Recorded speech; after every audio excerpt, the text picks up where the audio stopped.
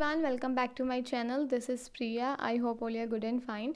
सो आज की वीडियो में हम डिस्कस करेंगे लैंग्वेज अक्रॉस करिकुलम के मोस्ट इंपॉर्टेंट क्वेश्चंस के बारे में जो आपके एग्जाम्स में आ सकते हैं। जैसे कि आपको पता है आपके सब्जेक्टिव टाइप पेपर है, कोई ऑब्जेक्टिव नहीं है। You have to write your answers on your sheets and then you have to download. ठीक है, PDF बना के आपको क्या करनी है, अपलोड करनी है। ठीक है, तो उस पर वीडियो हम ज़रूर बनाएंगे। कल से रजिस्ट्रेशन स्टार्ट है BEd स्टूडेंट्स के लिए, तो कैसे रजिस्ट्रेशन करना है उसको भी डिस्कस करेंगे हम। कैसे PDFs बना के आपको अपने पेपर्स डाउनलोड करने हैं, कैसे आपको सिटिंग करनी है, सब हम डिस्कस करेंगे। ठीक है, तो आज हम डिस्कस कर लेते हैं लैंग्वेज अक्रॉस करिकुलम। जैसे आपको पता है आपका जो ये पेपर है, थ्योरी आपकी 40 मार्क्स की होती है। टोटल पेपर वैसे आपका 100 का ही होता है, जिसमें से थ्योरी आपकी 40 मार्क्स की होगी, इंटरनल आपके 10 मार्क्स के होंगे। तो टोटल कितना हो गया, 50 मार्क्स का आपका एग्ज़ाम होता है ये। ठीक है, तो 40 मार्क्स है, 2 यूनिट्स आपको दे रखी हैं। आप कोई भी एक यूनिट भी करेंगे अच्छे से, आप अच्छे से एग्ज़ाम दे सकते हैं।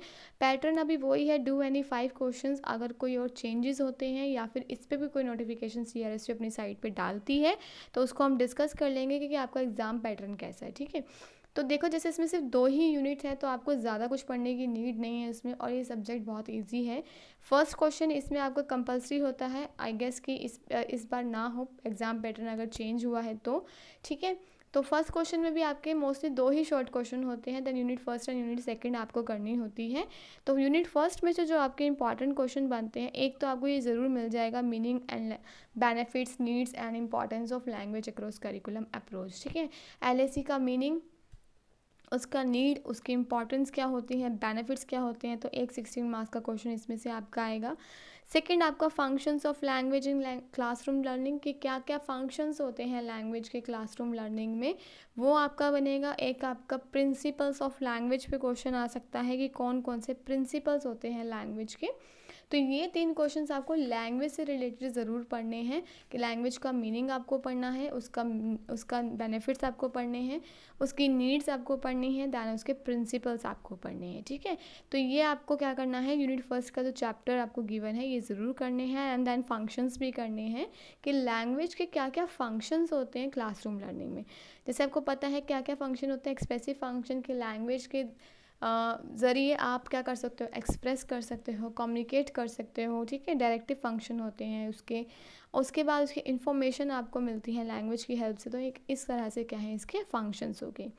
नेक्स्ट जो क्वेश्चन आपका इंपॉर्टेंट बनेगा वो आपका मल्टीलिंग्विज्म में से बनेगा, कि मोर देन 1 लैंग्वेजेस जब आप यूज़ करते हो उसको आप बोलते हो मल्टीलिंग्विज्म। ठीक है, तो ये इंपॉर्टेंट क्वेश्चन है जो हमेशा आता है। What do you mean by मल्टीलिंग्विज्म, उसका नेचर, उसकी इंपॉर्टेंस। तो आपको ये टॉपिक ज़रूर पढ़ना है, इसमें से आपके 16 मार्क्स का क्वेश्चन ज़रूर बनेगा। तो मल्टीलिंग्विज्म का as a resource and strategy भी आपको पढ़ना है। एक आपको रिलेशनशिप पढ़ने हैं लैंग्वेज एंड सोसाइटीज़ में, इसमें से भी आपको एक क्वेश्चन मिल जाएगा। यहाँ पे मीनिंग हो गया लैंग्वेज से रिलेटेड, उसके प्रिंसिपल्स एंड फंक्शंस, यहाँ पे मल्टीलिंग्विज्म हो गया। ठीक है, नेक्स्ट आपका क्वेश्चन क्या क्या बन सकता है। बाकी जो ये क्वेश्चनियर है, डिस्कशंस हैं, ये सब ज़रूर पढ़ लीजिए, क्योंकि इससे क्या होगा, आपके शॉर्ट क्वेश्चंस आपके आ सकते हैं। जो आपका फर्स्ट शॉर्ट क्वेश्चन बनता है इसमें से पूछ लेंगे क्वेश्चनिंग के क्या फ़ायदे हैं। ठीक है, उसके बाद आपसे डिस्कशंस इन द क्लासरूम, क्या रोल प्ले करता है जब आप डिस्कशंस करते हैं क्लासरूम में, तो ये सब भी आ सकता है। तो इसको जस्ट गो थ्रू कर लीजिएगा, एक रीड मार लीजिएगा कि क्या है ये चीज़ें। ठीक है, उसके बाद सेकेंड यूनिट पे हम मूव ऑन करते हैं। सेकेंड यूनिट आपकी है listening, speaking and reading skills से रिलेटेड, जैसे कि आप देख रहे हैं। तो listening and speaking as essential communication skill, तो ये सारी यूनिट आपकी लिसनिंग स्किल्स, रीडिंग स्किल्स पे बेस्ड है। तो इसमें से आप क्या क्या पढ़ेंगे, इसमें से एक तो आपको पढ़ना है, फर्स्ट क्वेश्चन जो आप पढ़ेंगे लिसनिंग स्किल्स के बारे में पढ़ेंगे। ठीक है, कौन कौन सी स्किल्स होती हैं, लिसनिंग स्किल्स क्या होता है, उसके बेनिफिट्स क्या होते हैं। ठीक है, ये ज़रूर आप रीड आउट कर लीजिएगा। ठीक है, तो एक क्वेश्चन क्या बनेगा, what is the importance of listening skills, listening skills के इंपॉर्टेंस क्या है और उसके स्टेप्स क्या हैं, कौन कौन से एलिमेंट्स होते हैं उसमें, उसकी इंपॉर्टेंस क्या है।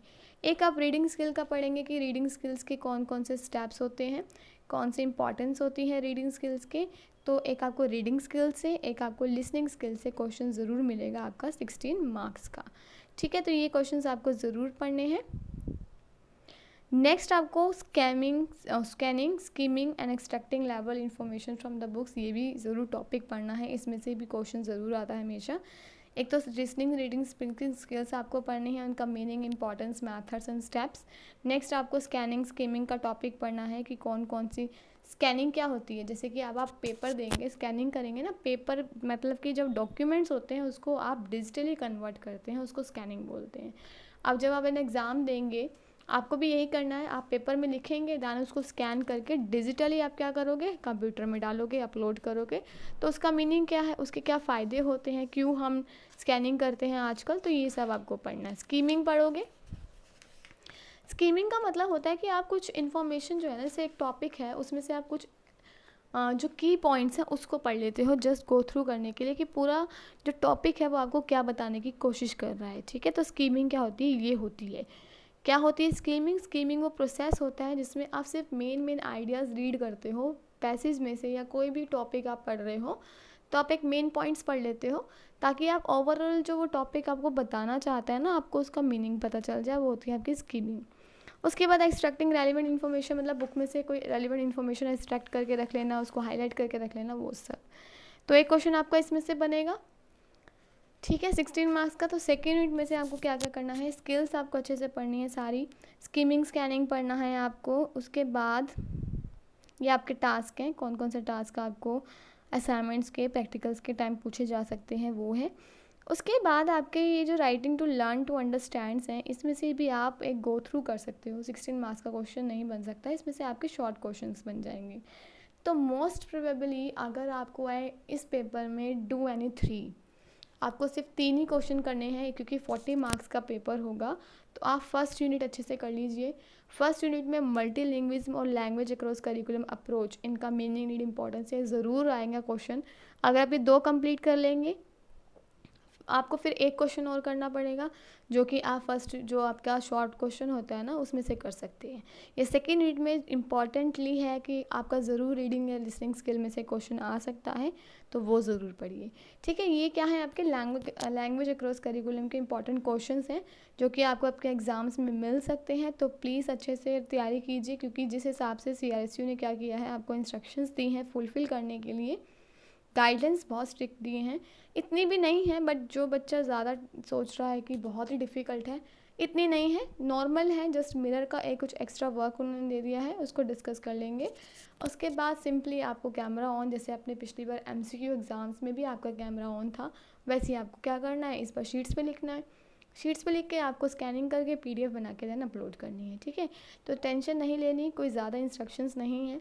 जस्ट आप बस ये रखें कि आप कोई चीटिंग का प्रोसीजर ना करें, कोई आपके रूम में ना आए, आप रूम जिसमें बैठे वो फ्री हो, कोई इसमें एंटर ना करे। 3 घंटे की बात है, जब आप लिखने लगोगे ना आपको भी पता नहीं चलेगा 3 घंटे कब चले गए। ठीक है, उसके बाद स्कैन करोगे और आपका पेपर सबमिट हो जाएगा। बस एक जो इम्पॉर्टेंट चीज़ें आपको ऑनलाइन पेपर में रखनी है वो है आपका नेट।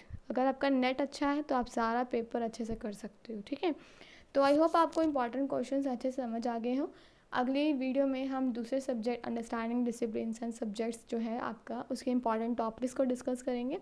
तब तक के लिए जो न्यू है मेरे चैनल में, प्लीज़ चैनल को सब्सक्राइब कीजिए, लाइक कीजिए, कमेंट कीजिए। अगर कोई क्वेरी है और अगर आपको लगता है कि वीडियोस थोड़ी इन्फॉर्मेटिव है तो प्लीज़ सब्सक्राइब कीजिए। Thank you, have a good day.